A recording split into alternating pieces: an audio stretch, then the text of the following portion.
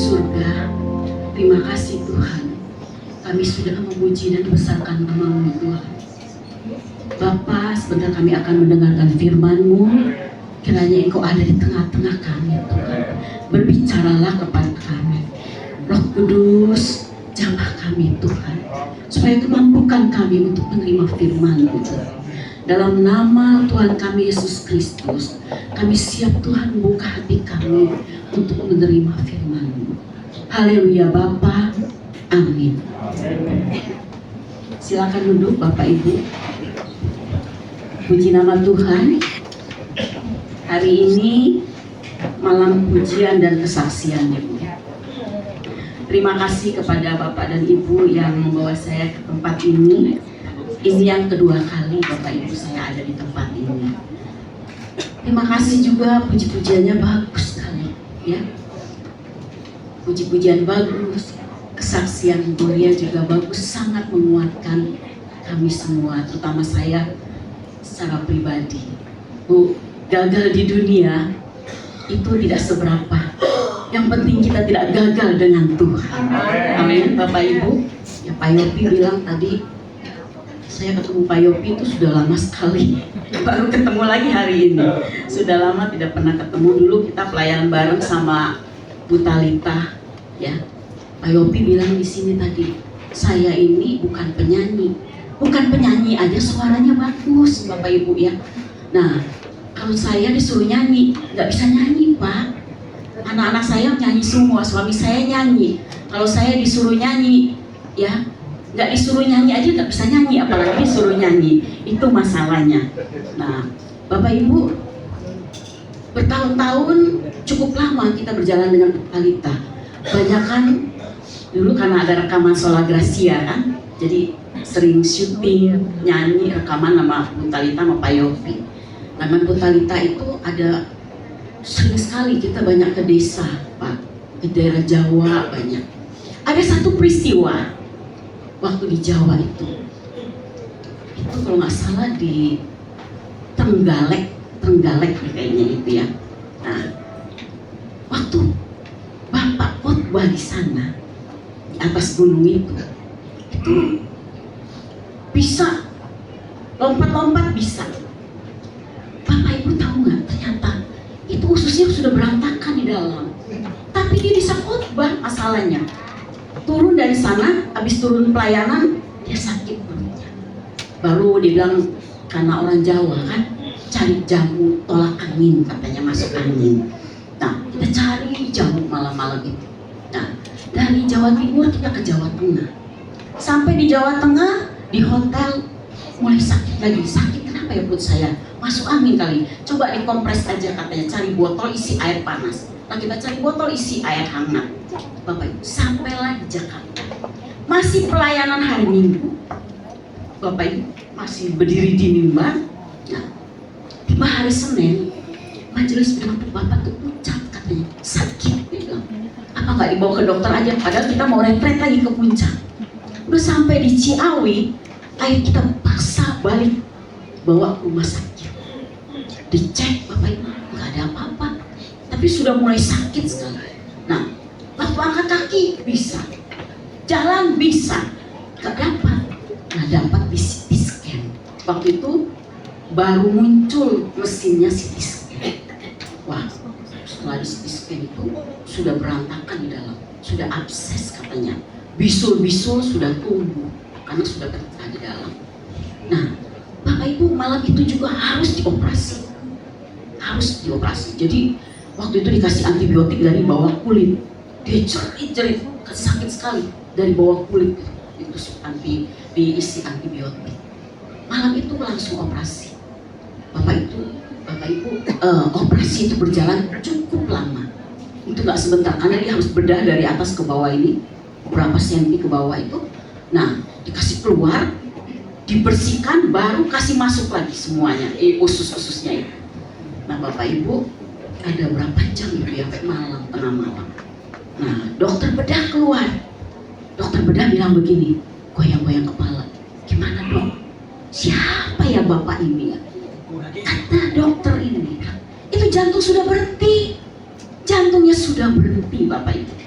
Nah, pada waktu itu dokter bercerita, kok nyambung lagi katanya. Sudah berhenti sekian lama, kok nyambung lagi katanya. Sekuat ini Bapak Ibu. Nah, Bapak Ibu, akhirnya kita berapa hari di sana. Sebelum kejadian di operasi itu, Bapak selalu bilang, saya mau ketemu Tuhan Yesus. Dia sering sekali bicara, kalau saya ketemu Tuhan Yesus, saya cium kaki Tuhan Yesus. Pokoknya dia punya kerinduan bagaimana dia mau cium kaki Tuhan Yesus. Bapak Ibu tahu, pada waktu habis operasi, dia sadar udah di ruangan itu. Dia bilang, saya sudah ketemu dengan Tuhan Yesus. Nah, waktu itu dia bercerita wajah Yesus yang dia temukan itu tegas, bukan wajah lembut gitu, wajahnya tegas sekali. Dia bilang begitu. Nah, saya sempat cium kaki Tuhan Yesus. Dia bilang, saya sempat cium kaki Tuhan Yesus. Nah, Tuhan Yesus di situ mengajarkan dia bagaimana melayani Tuhan seperti yang aku mau. Tuhan bicara sama dia, diluruskanlah dia di situ. Bapak itu kira-kira 20 tahun lalu. Jadi dia sudah ketemu. Nah, sejak itu mulai berubah Bapak Ibu. Karena apa? Oh, selama ini mungkin tidak sesuai dengan apa yang Tuhan mau. Padahal itu udah 10-an tahun melayani Tuhan. Pak Eras itu melayani Tuhan itu dari tahun 78. Jadi 20 tahun yang lalu. Bapak Ibu yang kasih dalam nama Tuhan Yesus Kristus, ya.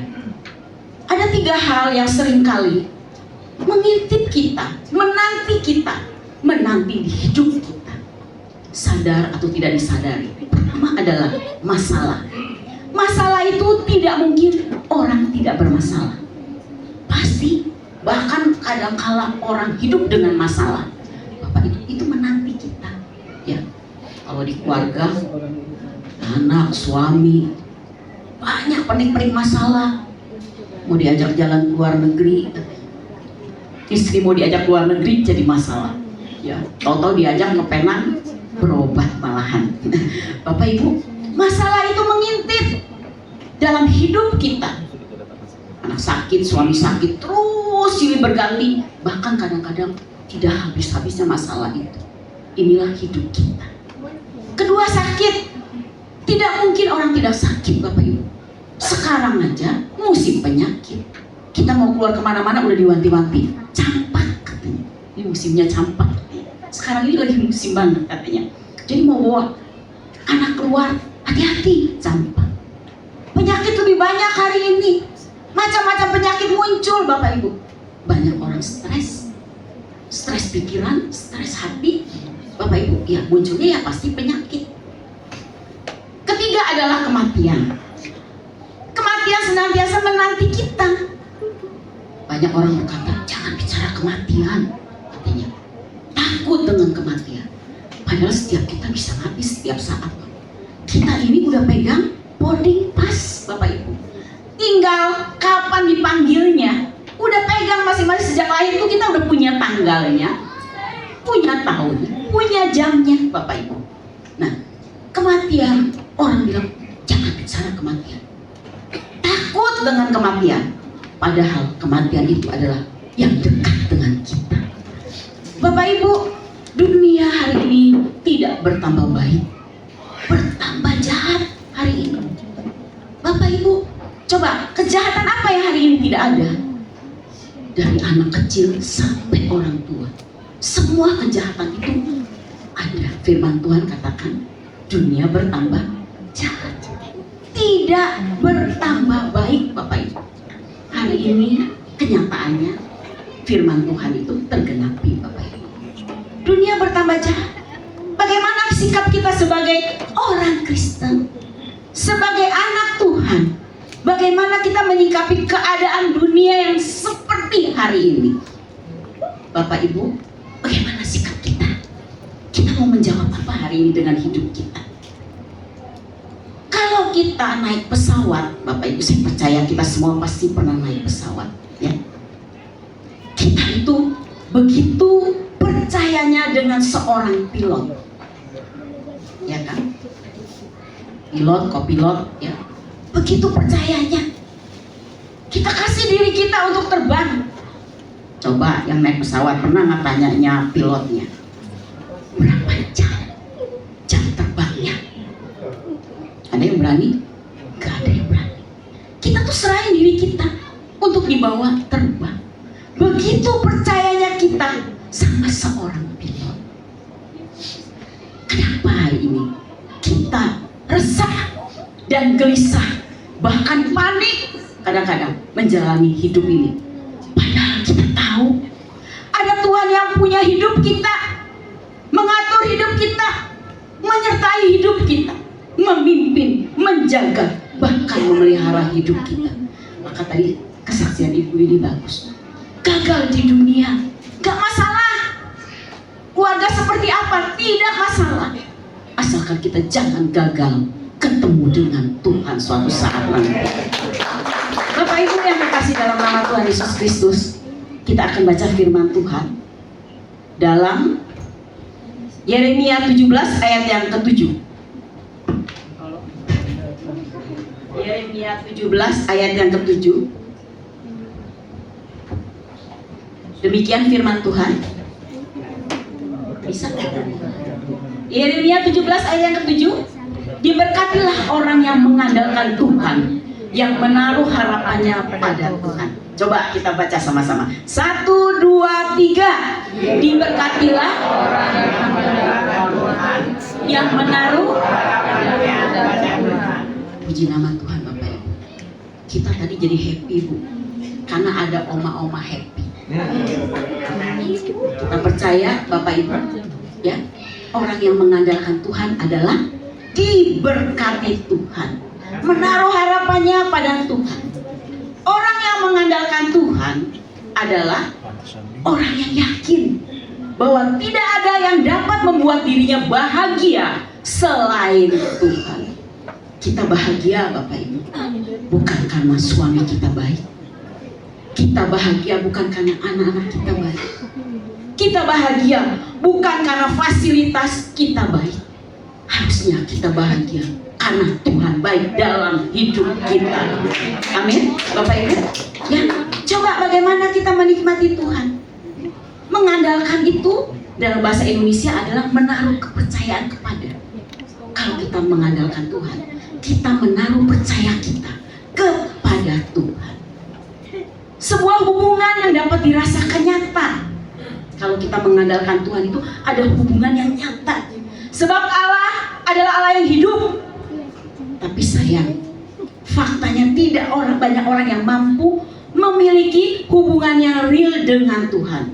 Sehingga tidak banyak orang yang sungguh-sungguh mengalami Tuhan. Bapak Ibu, kita bahagia bukan karena fasilitas. Kita bahagia bukan karena pernik-perniknya.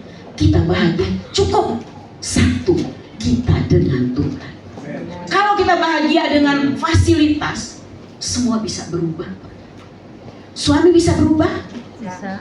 Suami bisa berubah? Bisa.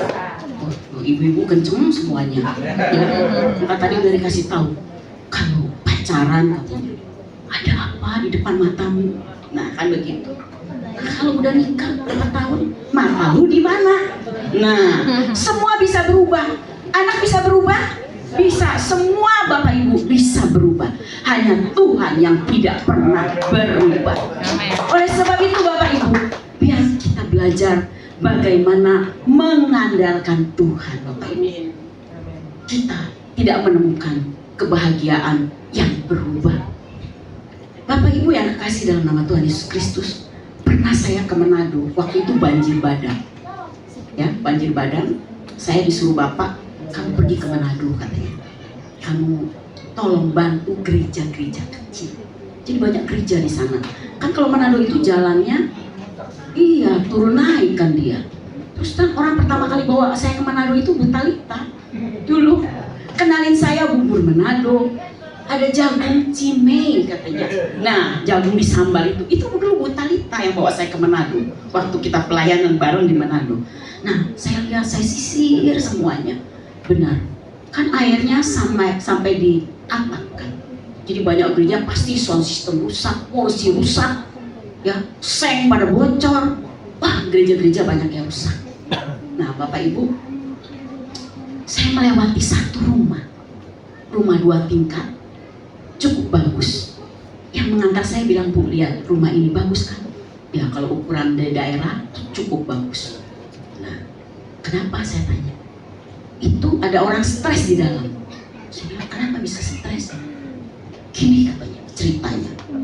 Waktu air selutut masuk ke dalam rumahnya, karena di kamar di bawah lantai 1, brankas di bawah, jadi barang-barang berharga itu ada di bawah.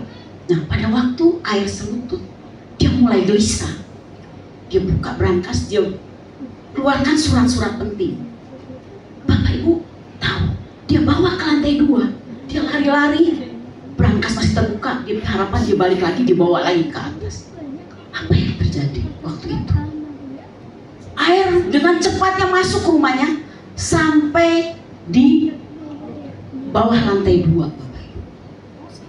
Nah, dia ingat puluhan tahun hartanya, berliannya, Bapak Ibu, banjir begitu, habis sekejap.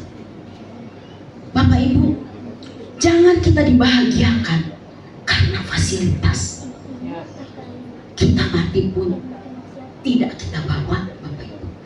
Gak ada sekecil apapun yang kita bawa. Kita meninggal pun ketemu Tuhan, itulah bahagia kita. Amin, Bapak Ibu. Jangan bahagia kita itu difasilitasi suami baik, anak baik, mertua baik. Ya, semua keadaan bisa berubah. Yang tidak berubah, pegang tangan Tuhan. Itu yang perlu dalam hidup kita. Dan itu yang kuat. Oma-oma pegang Tuhan, jadi omanya tambah happy. Amin. Ya, jangan pegang yang lain. Oh, mantu saya. Aduh, mantu saya. Kalau oma kan ngerumpi. Oma itu seneng sebetulnya kalau diajak ngomong. Itu oma kalau di lansia kan senengnya dibawa cerita. Ya, ada satu kali itu ada bikin puskesmas kecil buat oma-oma. Jadi kalau acara lansia kita panggil dokter, suster, tensi gitu. Kan kita tulis itunya, kasih buku panduannya. Misalnya tanggal sekian, oma udah cek darah, udah cek gula, udah cek apa. Nah kan mesti tempel foto waktu itu. Ada di panti waktu itu. Oma nanti kita tempel fotonya. Dulu kalau panggilnya Oma Samuel, Oma Samuel. Jangan tulis namanya Oma Samuel. Omanya tulis Oma Ruth. Dia kan ingatnya Oma Samuel karena orang-orang pada panggil dia. Nah, Oma kita tempel ya fotonya ya. Bapak Ibu tahu, yang dia tempel foto remajanya. Ya, omanya udah keriput. Ya, dia masih mau mengenang waktu remaja dulu. Jadi ditempel foto remajanya, cantik. Akhirnya waktu itu kita di panti itu akalin lagi. Gini aja deh, sebelum foto, oma-oma kita dandanin. Ya, minimal jadi cantik. Jadi berubah wajahnya karena kan dipoles, didandanin ya. Oma-oma kadang-kadang gitu. Nah kalau kita andalkan Tuhan, oma, kita tetap cantik. Ya, jangan kecewa dengan dunia. Justru hari ini kita ambil langkah. Kita percaya kepada Tuhan. Pegang tangan Tuhan yang tidak berubah itu membuat kita happy, membuat kita bahagia, Bapak Ibu. Malahan panjang umur, nggak penyakitan, Bapak Ibu. Jangan simpan. Di sini saya lihat oma-oma banyak di sini. Ya, seneng juga kalau lihat di Facebooknya, jogetnya, oma-oma joget semua di sini. Ya, tadi aja dibawa goyang, wah seru banget tuh oma, saya lirik-lirik ya. Waduh, ada yang mungkin mengingat masa lalu. Bapak Ibu yang kasih dalam nama Tuhan Yesus Kristus, ya. Kebahagiaan kita adalah bukan dari dunia ini. Kebahagiaan kita dari Tuhan. Ciri-ciri orang yang mengandalkan Tuhan. Ada cirinya, Bapak Ibu. Pertama adalah orang percaya yang mengandalkan Tuhan adalah orang yang bersedia hidup tanpa apapun, tanpa siapapun, tetapi tidak sanggup hidup tanpa persekutuan yang benar dengan Tuhan. Itu cirinya. Dia nggak bisa hidup tanpa Tuhan. Prinsip hidup mereka adalah Tuhan satu-satunya kebahagiaan hidup ini. Tentu saja orang percaya seperti ini adalah menghadap menghargai Tuhan lebih dari apapun, dari mengingini apapun, dari siapapun. Bapak Ibu, ada seorang jemaat keluarga bahagia. Keluarga bahagia, anaknya semua perempuan 3, 1 laki-laki. Anak pertama pacaran, itu disayang, kuliah dianterin, pagi-pagi sudah diantar kuliah, papanya kerja. Satu hari dipinang sama seorang pengusaha. Nah, pengusaha ini Bapak Ibu, dia itu anaknya cuma 1 laki. Dia nggak ada lagi anaknya, tinggal sama ibu bapaknya. Karena ini jemaat ini rohani orangnya, dia tahu. Jadi hibah, dia kasihlah anaknya Bapak Ibu. Ya, wah, udahlah anak saya biar hidup dengan mereka. Bapak Ibu, nikah. Setelah nikah, dipikir orang tua, anak kesayangan. Hari seminggu pertama, ternyata mertuanya keluar aslinya. Pertama yang diminta, mana emas-emasmu? Ini kalau perempuan tuh, emasnya mana? Ini mama simpan. Dengan polosnya anak itu kasihlah semua mertua. Nah, mertuanya itu ternyata resik. Ibu-ibu pasti banyak yang resik, nggak mau lihat debu di rumah sedikit. Nah, jadi dia minta mantunya kerja di rumah, bersih. Nah, ini orang Chinese zaman kuno, zaman dulu, nggak suka orang nganggur, termasuk mantunya nganggur. Jadi kalau nganggur dia nggak kasih, harus kerja kecuali jam makan. Dia kerja di rumah sampai si anak itu kalau lihat mertuanya ketakutan. Dari mau istirahat, buru-buru ambil lap, apa aja dia lapin. Bapak Ibu, ini mertuanya baru tahu setelah sebulan baru ketahuan aslinya. Saya harapkan di sini mertua-mertua harus baik, Bapak Ibu. Firman Tuhan kan katakan kita makin tua harus makin bijaksana. Ya jangan makin tua makin cerewet. Nah itu repot Bapak Ibu. Firman Tuhan katakan makin tua itu kita harus makin lebih baik, makin bijaksana. Nah makanya Bapak Ibu, kita tidak bisa baik mendadak atau jahat mendadak. Orang yang merampok itu memang udah ada benihnya dari dulunya. Nggak mungkin dia, oh saya terpaksa. Nggak mungkin Bapak Ibu. Dan orang nggak bisa baik mendadak Bapak Ibu. Orang itu tidak mungkin baik mendadak. Itu harus jadi proses. Makanya tiap hari, ayo kita proses dan ikut prosesnya dari Tuhan itu, ya Bapak Ibu yang kasih. Tiap hari kita memang orang berdosa, bikin dosa Bapak Ibu. Di sini banyak ibu-ibu, coba bikin pembukuan. Jangan pembukuan gaji Bu, ini bayar listrik, bayar anak sekolah, buat makan. Sebelum akhir bulan udah disodorin lagi ke suaminya. Ini kurang. Coba bikin pembukuan hidup kita. Coba tiap hari pada waktu kita bangun pagi,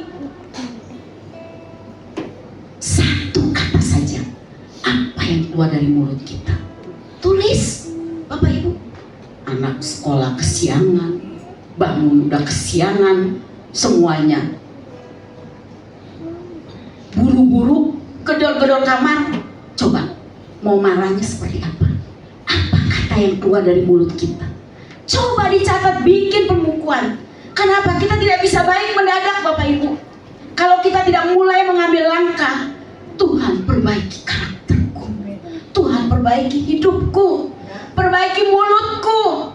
Sekarang Bapak Ibu, jari kita ganti mulut kita. Orang bisa marah di IG, marah di Facebook Bapak Ibu. Oh, saya pernah kasih tahu satu orang mantu, kamu tulis di situ kan ngapain? Saya bilang, dia tulisnya begini, dasar orang tua nggak tahu diri, nggak mau cepat mati. Saya tanya dia, kamu tulis ngapain tulis begitu? Karena sering tengkar dengan mertuanya. Oh Bu, kan nggak ada namanya. Oh nggak apa-apa, nggak kena undang-undang ITE katanya. Kalau nggak ada namanya, nggak ada inisialnya. Loh, saya bilang gini, di situ nggak ada inisialmu, nggak ada namamu. Tapi Tuhan tahu apa yang Bapak Ibu. Nah itu kita latih. Jari kita ini harus memuliakan Tuhan, Bapak Ibu. Ya, sama dengan mulut kita. Itu perlu dilatih. Kalau kita bikin malam itu langsung kita koreksi. Tadi pagi berapa dosa yang aku buat? Berapa masalah yang aku buat yang tidak menyenangkan hati Tuhan? Bapak Ibu, kalau kita ambil langkah begitu, itu prosesnya lebih baik. Kalau bikin dosa, kan orang berdosa, dosanya begini nih. Tapi harusnya lama-lama. Ukurannya bagaimana? Dengan Tuhan, setiap kata kita yang keluar dari mulut kita, apakah melukai perasaan Tuhan? Itu harus jadi ukuran kita. Tuhan senang nggak? Apalagi Pak Yopi tadi bilang, memuji Tuhan dari hati. Itu benar. Karena Tuhan tahu hati kita. Kita mau marah orang, mau sindir orang, mungkin orang nggak tahu. Tapi Tuhan tahu. Tapi kita harus berurusan terus. Coba malam, berapa dosa yang telah kita buat? Perkarakan itu Bapak Ibu. Tidak bisa baik mendadak, tidak bisa jahat mendadak. Bapak Ibu, bukan rahasia lagi, Pak Erastus stroke. Bapak Ibu, saya dari Kupang malam itu jam 2, jalan pesawat jam 2 sampai di Kupang, sampai pagi jam 6 kita sarapan sebentar, terus kita ke sekolah. Saya ada buat sekolah itu di daerah itu orang-orangnya tim-tim Pak. Nah tim-tim itu ada di alokasi satu tempat gitu. Nah, saya masuk ke situ karena waktu itu tahun-tahun itu saya menghimbau, ayo gereja buka PAUD. Masa sih tempat ibadah yang lain itu buka, kita nggak buka, anak kita sekolah di sana. Kenapa gereja nggak buka PAUD? Akhirnya saya dibawa sama bapak itu ke daerah itu. Saya lihat dia di lantai, nggak ada kursi, nggak ada apa. Nah yang jadi persoalan adalah lagi, kalau PAUD kan anak sekolah dini. Nah kalau dia mau masuk ke SD, dia harus pindah lagi. Nah itu jalan Transnegara. Dari situ bisa langsung ke Timor Leste. Bapak Ibu, nah, keluar anaknya, tabrak mobil besar-besar, meninggal. Nggak ada lagi yang mau keluar, masuk lagi ke dalam. Akhirnya nggak ada pendidikan. Nah saya buka sekolah di sana Bapak Ibu. Saya buat, dia bilang begini, Bu, mereka minta saya dibeliin tanah aja. Nanti bangunannya kita dari pohon-pohon, ambil di hutan-hutan katanya waktu itu. Nah itu hari Sabtu saya pulang. Senin saya ke Manado sama bapak bikin seminar di Manado. Sampai di Manado saya sakit, jadi 2 malam saya nggak keluar hotel. Ada ibu-ibu datang, besuk, ya saya ingat dia bawa kunyit, air kunyit, dia kasih saya minum. Air kunyit sama 1 amplop Bapak Ibu. Nah amplop itu dia bilang, Bu ini ada berkat katanya. Bapak Ibu, saya tahu ini bukan punya saya, ini berkatnya orang-orang itu yang mereka berdoa, mereka laporkan ke saya, Bu belikan kita tanah. Nah berapa hari kemudian saya balik lagi ke sana. Saya ingat itu 25 juta dia kasih. Bapak Ibu, saya belajar tidak mengambil apa yang bukan milikku, sekalipun itu perkara kecil Bapak Ibu. Akhirnya saya beli tanah di situ, dapat 1000 meter waktu itu. Bikinlah sekolah 3 kota. Kan tadinya mereka bilang ambil kayu dari pohon-pohon. Nah saya pikir udah selesai tugas saya, cuma beli tanah. Tapi ada jemaat datang hari itu, bingung, ada duit 100 juta, mau dikemanain. Saya dengar laporannya, aduh kasih saya aja, saya bikin kelas di sana. Jadi kita bikinlah 3 kelas, 1, 2, 3, pagi sore bisa dapat 6 kali, berarti sampai SD selesai. Nah Bapak Ibu, kita ke sana. Tapi berjalan terus, sekarang udah sampai, anaknya udah sampai ada yang jadi TNI malahan. Dia bersaksi, saya itu dari sekolah situ, karena udah puluhan tahun Pak di situ. Puji Tuhan, biar nama Tuhan dimuliakan. Nah Bapak Ibu, kita lihat ke sana, ke sekolah itu sama Bapak. Kira-kira jam 8, Bapak kan orangnya gini, murah hati dia. Kita beli dulu makanan kecil-kecil katanya. Jadi dia selalu datang tidak mau dengan tangan kosong. dia bawa susu, bawa apa. Jadi kita cari pagi itu, keliling cari roti apa, kita borong. Sekitar ada 400 anak di dalam. Nah Bapak Ibu, doalah dengan mereka, nyanyi, mereka baris di lapangan. Selesai kita rapat dengan guru-guru. Bapak masih doakan anak-anak, terus kita rapat dengan guru-guru. Dia tanya, apa yang bisa saya bantu lagi? Nah itulah hati Bapak. Apa yang saya bisa bantu lagi? Guru-guru bilang, Pak kita butuh komputer Pak, anak-anak ujian sekarang pakai komputer. Oh ya, tenang, saya kirim. Butuh berapa? 30, saya kirim 30 komputer. Pamit ke toilet. Nah disitulah jatuh terus udah nggak bisa ngomong lagi.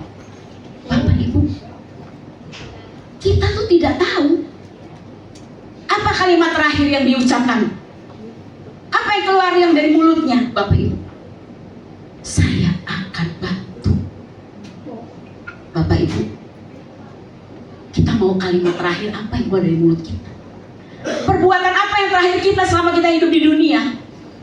Jangan sampai kita lagi marah-marah, kita meninggal ketemu Tuhan. Apa yang mau kita bawa kepada Tuhan, Bapak Ibu? Makanya perlu dilatih. Perlu latihan tiap hari, koreksi diri kita. Tuhan, apakah aku melukai perasaanmu hari ini? Berapa kali aku lukai?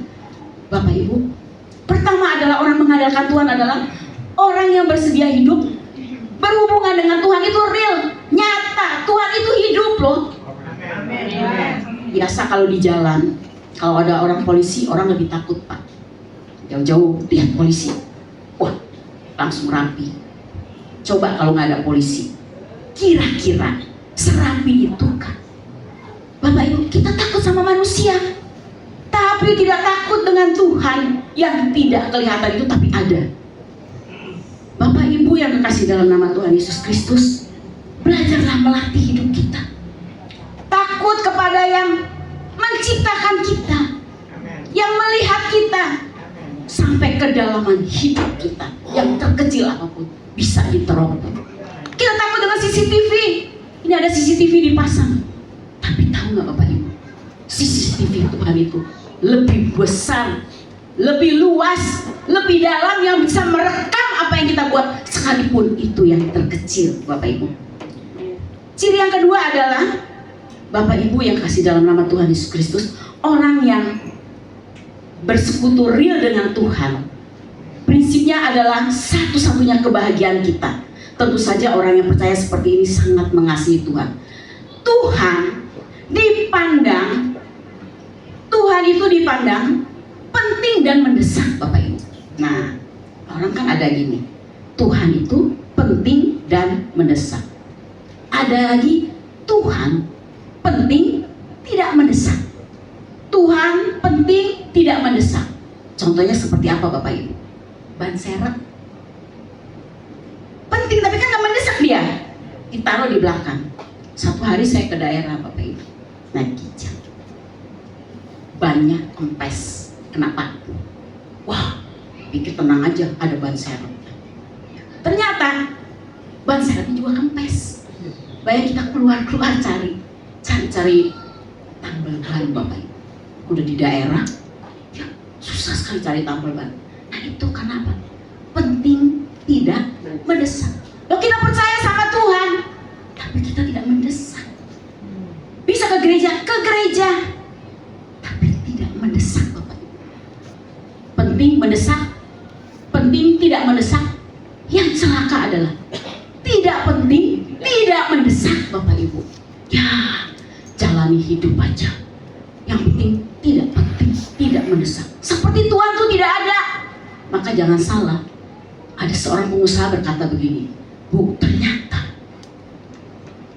cari Tuhan lebih susah dari cari uang. Bapak Ibu tahu, setelah dia di ICU, dia menggap-menggap, sakit masuk ICU, menggap-menggap, baru Tuhan tolong saya. Nah dia gak kenal Tuhannya, bagaimana dia mau yakini Tuhan itu akan menolong dia? Karena dia tidak kenal dengan Tuhan. Ciri yang kedua adalah, Bapak Ibu yang kekasih dalam nama Tuhan Yesus, Tuhan hadir. Orang yang mengandalkan Tuhan adalah orang yang selalu mencari dan menghayati kehadiran Tuhan dimanapun mereka berada. Hal inilah yang mendorong seorang untuk hidup berkenan kepada Tuhan. Sebab kehidupan yang tidak berkenan itu pasti merusak hubungan kita dengan Tuhan. Orang yang hidup sembarangan menunjukkan bahwa mereka belum mengandalkan Tuhan dengan benar, Bapak Ibu. Biasanya orang seperti ini adalah ditopang dengan materi. Ada yang lain, Bapak Ibu. Ada yang lain. Orang nyaman kalau rekeningnya nolnya banyak ya, ngegelinding tuh nolnya. Coba ada nolnya cuma 4. Yang biasa ada 7, 8, tahu-tahu berubah jadi 4. Apakah dia masih bahagia?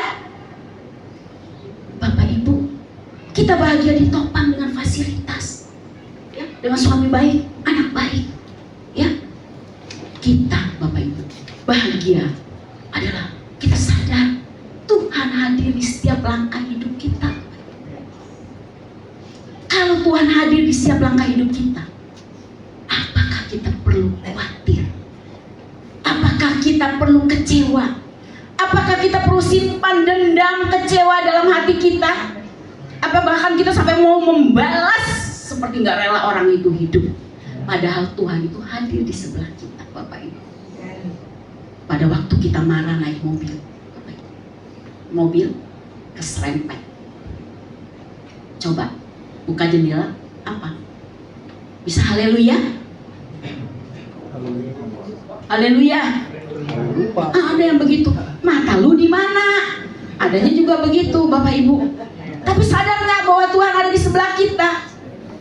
Kita berdoa, minta Tuhan tolong anak kita, Tuhan tolong keluargaku, Tuhan tolong suamiku, Bapak Ibu.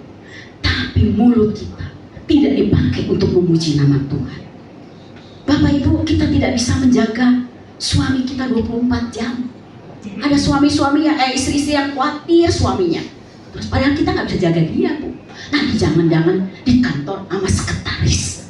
Wah, udah kebayang aja. Ibu stres lama-lama begitu. Serahkan aja ke Tuhan. Loh, Tuhan berperkara kok. Kalau dia nggak benar dijewer nama yang berperkara, bukan kita yang menyewer dia.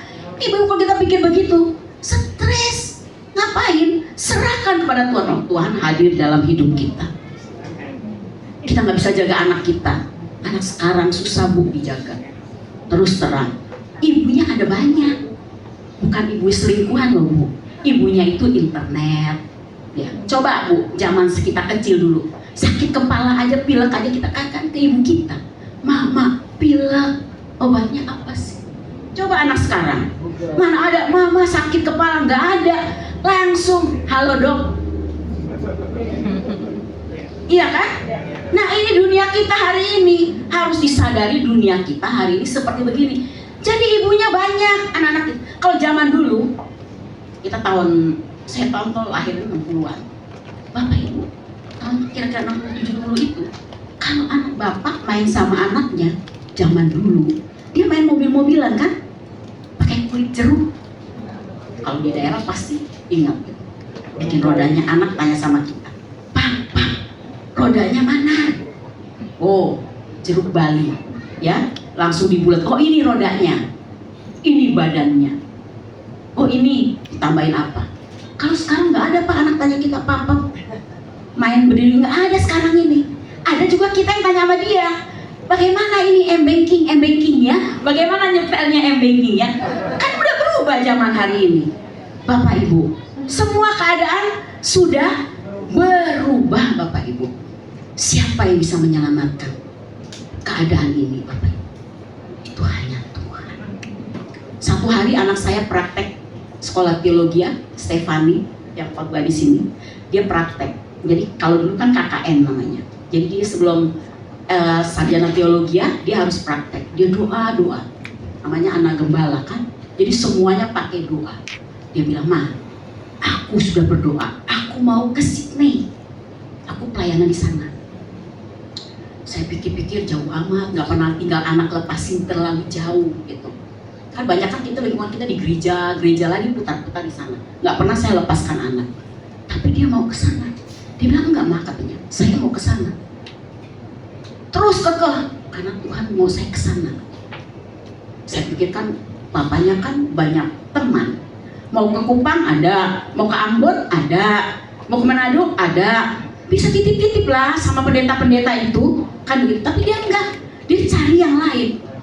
Sampai dia di Sydney, kata papanya, kamu jangan kerja ya, tolong kamu ini aja belajar biola, belajar bahasa Inggris. Dikasih kegiatan. Hari pertama kita tinggal, hari itu dia masuk sekolah teologi di sana di Sydney. Kan naik kereta di sana. Kalau di sini kan ada supir, ya paling kemana bawa supir. Nah naik kereta, sampai naik kereta kan kita pulang semuanya, tinggallah dia seorang diri.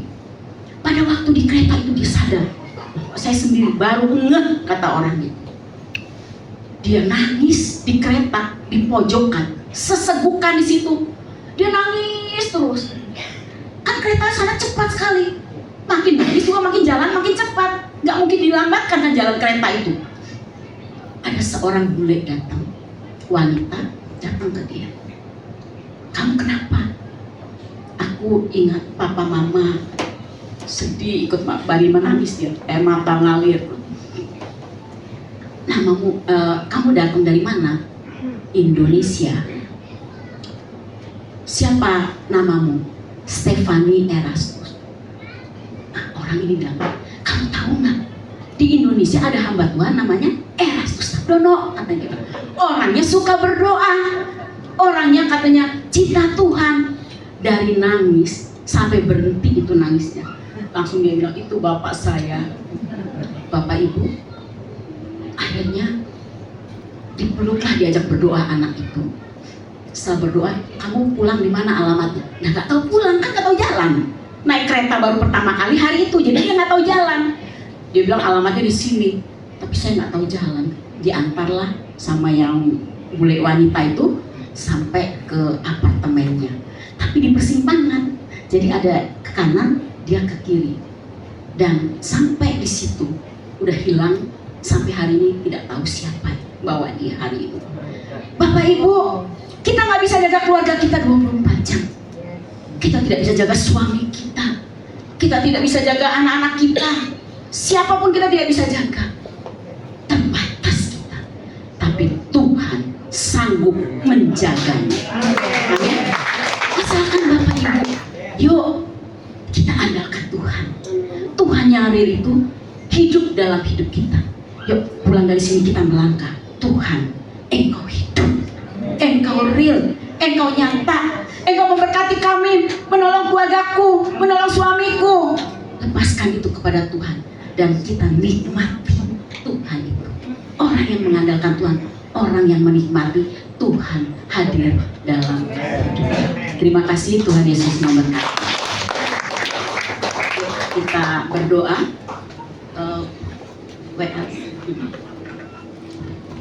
Kita tundukkan kepala. Amin, Yesus. Terima kasih Bapa, terima kasih Tuhan. Terima kasih Yesus. Terima kasih Bapa. Terima kasih untuk penyertaan-Mu. Terima kasih untuk begitu besar kasih-Mu dalam hidup kami. Bahkan Engkau menyerahkan nyawa-Mu untuk kami, untuk menyelamatkan kami yang berdosa. Kami sadar Tuhan, tidak seberapa yang dapat kami balas Bapa.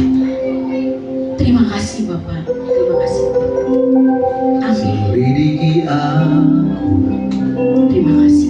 lihat hatimu, Terima kasih. apakah aku sungguh mengasihi Yesus Perkarakan hidupmu kepada yang Tuhan. Maha Tahu Yuk kita perkarakan Tuhan. dan menilai hidupmu. Apakah Tuhan hadir dalam hidup kita? Tuhan hadir setiap saat, setiap detik, setiap waktu dalam hidup kita. Selidiki aku Tuhan. Lihat Terima kasih Bapa. hatiku, Terima kasih.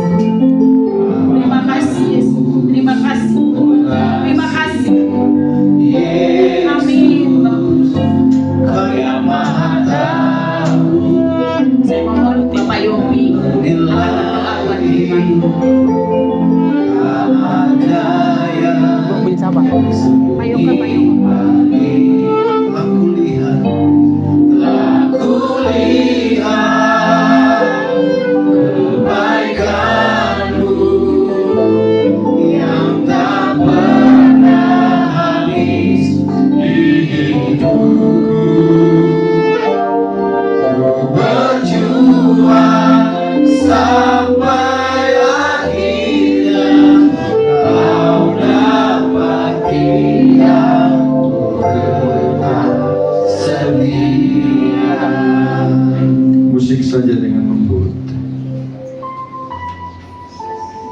Malam ini kami semua ada di sini Tuhan.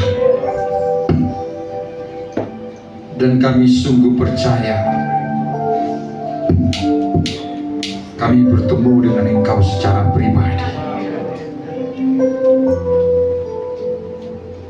Dan kami yakin Tuhan ketika kami bertemu secara pribadi dengan Engkau, kami pulang berbeda, tidak sama seperti ketika kami hadir di sini. Kebenaran firman-Mu biarlah itu termeterai dalam hati kami. Mampukan kami untuk mengerti dan menerapkannya dalam kehidupan setiap kami. Bahwa kami bisa saja kehilangan banyak hal, tetapi ketika kami memiliki Engkau yang segala-galanya dalam hidup kami, yang mampu menjamin kehidupan kami, masalah sakit penyakit, masalah ekonomi, masalah anak-anak, rumah tangga, apa saja Tuhan, kami yakin Engkau mampu menyelesaikan setiap persoalan itu.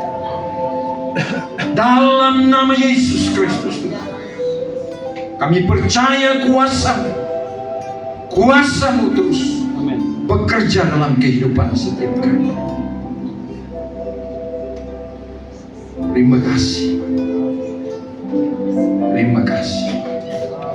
Malam ini juga kami mau bersepakat sehati. Kami mau menyerahkan Pak Erastus Sabdono dalam tangan pengasihan. Bapa, firman-Mu bukan hanya menjamah kami yang ada di sini, dan biarlah kuasa firman-Mu menjamah hamba-Mu Pak Erastus Sabdono. Darah Yesus yang berkuasa ini mengalir dalam setiap sel tubuhnya. Setiap bagian sel tubuh yang rusak diganti dengan sel yang baru dari surga. Di dalam nama Yesus Tuhan, seluruh peredaran darah dalam tubuhnya berjalan sempurna karena ada kuasa-Mu, ada pilur Tuhan, yang kuasa-Mu tidak pernah berubah kemarin, hari ini, dan selamanya. Kami percaya kuasa-Mu tidak bisa dibatasi oleh ruang dan waktu.